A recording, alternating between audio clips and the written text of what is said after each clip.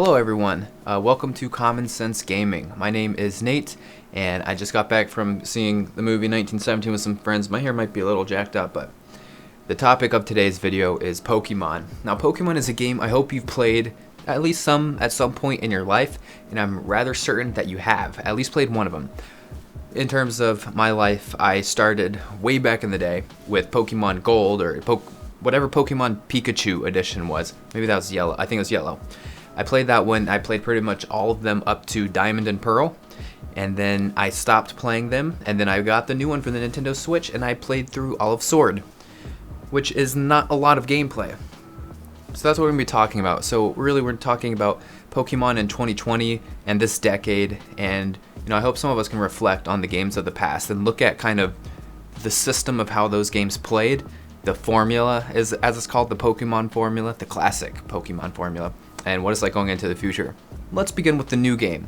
I hope you've had a chance to play the new game, especially if you're a fan of the old games, because I think, importantly in this video alone, to leave a comment how you feel comparing them and kind of cross-examining their differences and how you felt. When we look at the new game, there are so many differences to what we have known as the Pokemon formula of the past. And I think generally, I'd say overall, the changes were good, and it's clear that they were QOL changes, lots of quality of life. I feel like if I was a young kid playing this game, it would have been way easier to understand, but that can also be a dagger in itself, that it's also, okay, does it make the game too easy? Is it really not as thought-provoking or, in a sense, fun? I personally enjoy the new changes. We're not going to go over every single change, because it doesn't matter. But what does matter is that we see them taking steps to change this formula, trying to adapt it for massive 3D worlds. We've seen some Pokemon games that try to get 3D, but nothing with the classic formula like we have now. But they're toying with the formula, and that's kind of important to look at going into this decade, because I am really hoping we get the Pokemon game this decade. Everyone that has been playing Pokemon, we've had great experiences. In my opinion, and I hope some of you agree with me on this, in my opinion, Pokemon Emerald and that generation, which I don't know, is it technically called Gen 3 or is it Gen 4? It's one of those two, I'm pretty sure. I consider Pokemon Emerald to be the best Pokemon game in the entire series. And I have not played Black and White and Sun and Moon, so I guess I should clarify that, whatever.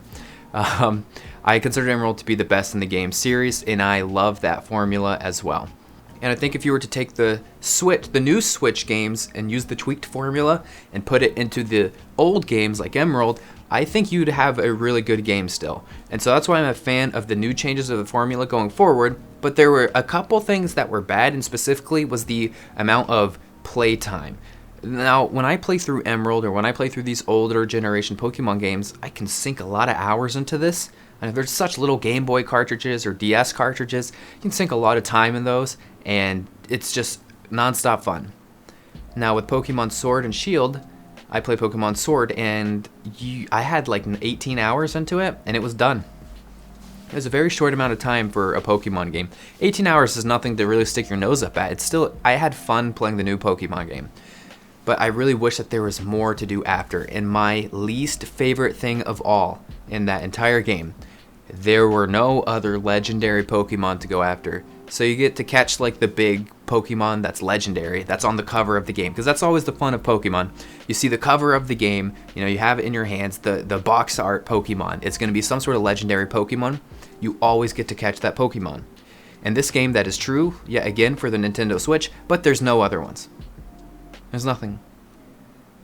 To me, that was soul crushing. I thought it was so much fun in the older games, and I have the most playtime in Ruby and Sapphire, but I still like Emerald the best, and Diamond and Pearl, and Pokemon Yellow. You could catch so many legendaries in these games on top of the one you got on the box art. And it crushed me that in Pokemon for the Switch, there was nothing else. Once you caught the big guy, you were done. There's no other ones to grind. It was really interesting to me to go out and, like, after you complete a world, you go after something random, which usually you need the ticket or something, GameStop, for like a Deoxys. But there are things like Darkrai, and there were, I'm blurring in my mind if I used the action replay for it or not. But I know I didn't use one on Pokemon Emerald, and I know I caught so many extra legendaries, and that was just a big thing to me. So I'm hoping going forward there will be more legendaries to catch outside of just the box art.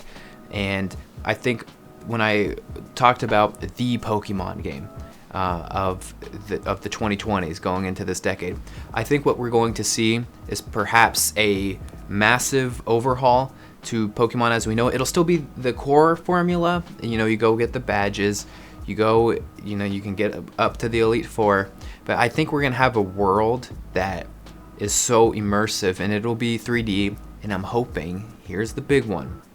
Are you guys ready? Pokemon played with friends. I think you should be able to jump into a world with someone else, walk around in that world, like we can both all be on our Switch playing together, not just doing a raid, not just doing trainer battles, which that stuff is okay in the games. It's not necessarily a big draw to me. But what is a big draw is playing these co-op. How cool would it be to play through these games co-op? And I think that is something we'll end up seeing, as the technology is definitely there. If Nintendo's up for it, I think these experiences that could be shared with friends is so monumental in the Pokemon fan base, the Pokemon community. They've had a lot of good games. It's not like Star Wars community where they're constantly getting effed over by just garbage money grabs. Even though it's happened to Pokemon, but they have their games. But I think we're at a point where they can have their big game. I think it's time we got our amazing co-op Pokemon experience with the classic formula. You have all the Pokemon in the game. I know how crazy this all is, but I think we can absolutely do it, and I think Pokemon fans should be excited going forward. Now, I really hope personally that I'm alive to see it. Pokemon is not necessarily a game I jump to anymore. When I was a little kid, yeah, I would have jumped to it. But now, I'm only jumping to it when there's a big change. Pokemon coming to the Switch, that's a big change. I played Let's Go Pikachu as well as Pokemon Sword. Let's Go Pikachu was kind of a waste of money. I thought it was going to be a little bit more fun. I know it was meant for little kids, but Pokemon Sword I did have a good time with, but I will definitely jump to the big Pokemon game that's going to come out, and oh my gosh, how exciting would that be? That is a gameplay experience I dream of, and I absolutely think we can get soon. Have a great rest of the day, guys. Take care.